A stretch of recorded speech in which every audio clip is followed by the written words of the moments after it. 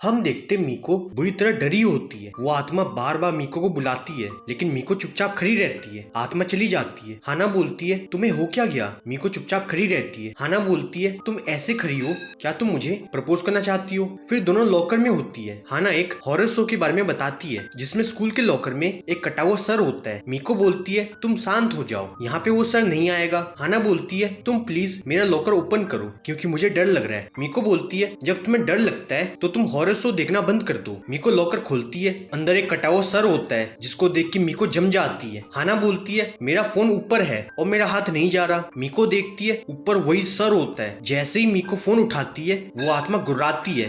मीको हाना को उसका फोन देती है और इतनी हिम्मत करने के बाद मीको कोलैप्स हो जाती है। फिर क्लास में मीको सोचती है, जब मैं हाना के साथ होती हूँ तब मुझे इन आत्माओं से डर नहीं लगता। हाना बोलती है, क्या तुम्हारे पास मेरे खाने के लिए कुछ है? मीको बोलती है, मेरे पास कुछ नहीं है। तभी मीको देखती है हाना पे एक आत्मा को, लेकिन मीको हाना को नहीं बताती। लेकिन हाना ना तो आत्मा को देख पाती है और ना ही उसे फील होता है। हाना बोलती है, स्कूल के बाद हम बाहर खाने जाएंगे। तभी मीको टेबल को हटा देती है, लेकिन वो आत्मा बाहर आने की कोशिश करती है। मीको हाना को लेके बाहर चली जाती है। वो आत्मा हाना के साथ बाहर आ गई। दोनों नर्स ऑफिस आती है। हाना बोलती है, तुम्हारी तबीयत ठीक नहीं है, तुम चेकअप करा लो। इस पे मीको मान जाती है। हाना स्टेथोस्कोप को देखती है। वो बोलती है, मुझे अपनी हार्ट बीट सुनाई नहीं दे रही, मैं इसे तुम्हारे ऊपर ट्राई करती हूँ। मीको मना करती है और बताती है, ये बीमारों पे इस्तेमाल किया जाता है, इसमें जर्म्स भरे होंगे। हाना बोलती है, मैं तो भूल गई थी। मीको देखती है सैनिटाइजर को। वो सोचती है, इसमें अल्कोहल होता है, शायद ये आत्मा को भगा दे, और वो ऐसा ही करती है। अब आत्मा हाना को छोड़ देती है। मीको सोचती है, मेरा नुस्खा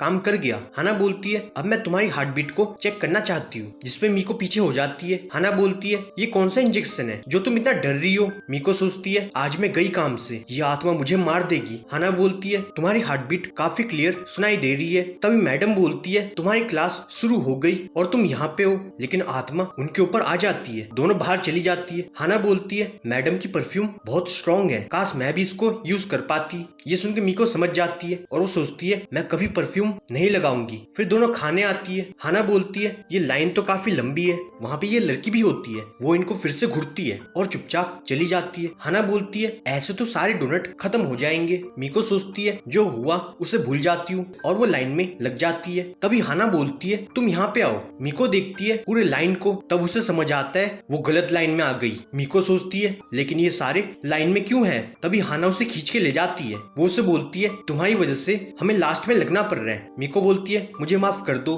तभी वो देखती है एक बड़ा डीमन सबको खा रहा होता है। ये देख के मीको काफी डिस्टर्बिंग फील करती है। फिर शाम को मीको बोलती है, क्या तुम इतना सारा अकेले खाओगी? हाना बोलती है, मेरे पास 10 है, तुम एक ले सकती हो। तभी हाना देखती है एक बॉक्स को, जिसमें एक किटन होता है, लेकिन वो अकेली नहीं होती है। हाना बोलती है, हमें इस किटन के लिए कुछ करना चाहिए। तभी वो आत्मा बॉक्स के बाहर आती है। मीको की हालत खराब हो जाती है। दोनों ऐड डालती है, कोई आके किटन को ले जाओ। वो आत्मा अभी भी इनके साथ होती है। मीको सोचती है, ये आत्मा क्या चाहती है? फिर हाना किटन के साथ खेल रही होती है। उसकी टक्कर एक आदमी से हो जाती है, जो बहुत खतरनाक दिखाई देता है। हाना बोलती है, हम इस आदमी को किटन नहीं देंगे। फिर एक और आदमी आता है जो उनसे किटन मांगता है, लेकिन मीको को इस आदमी से बहुत इविल फीलिंग आती है। वो उनको मना कर देती है। हाना बोलती है, तुमने ऐसा क्यों किया? वो आदमी अभी भी यहीं पे होता है। मीको बोलती है, इसे आप ले जाओ, ये आपके पास सेफ रहेगी। पीछे से हाना मना करती है। तभी मीको देखती है सोल्स को, लेकिन ये वेंचफुल नहीं होती। हाना बोलती है, ये तुमने क्या कर दिया? मीको बोलती है, जो जैसा दिखता है वो हमेशा वैसा नहीं होता, मुझे इस पे ट्रस्ट है, ये किटन की देखभाल करेगा। इसके बाद वो किटन को एक नया नाम देता है। किटन उसे स्क्रैच कर देती है, जिसपे वो आदमी खुश हो जाता है, क्योंकि उसकी वाइफ और दोनों किटन की मौत के बाद उसे फिर से कोई मिल गया था। इसे ब्यूटीफुल सीन पे एपिसोड खत्म हो जाता है। अगर ये वीडियो पसंद आया तो वीडियो को लाइक कर दो, कॉमेंट करो, शेयर करो एंड चैनल को सब्सक्राइब कर दो। मैं मिलता हूँ अगले एपिसोड के साथ, तब तक के लिए गुड नाइट।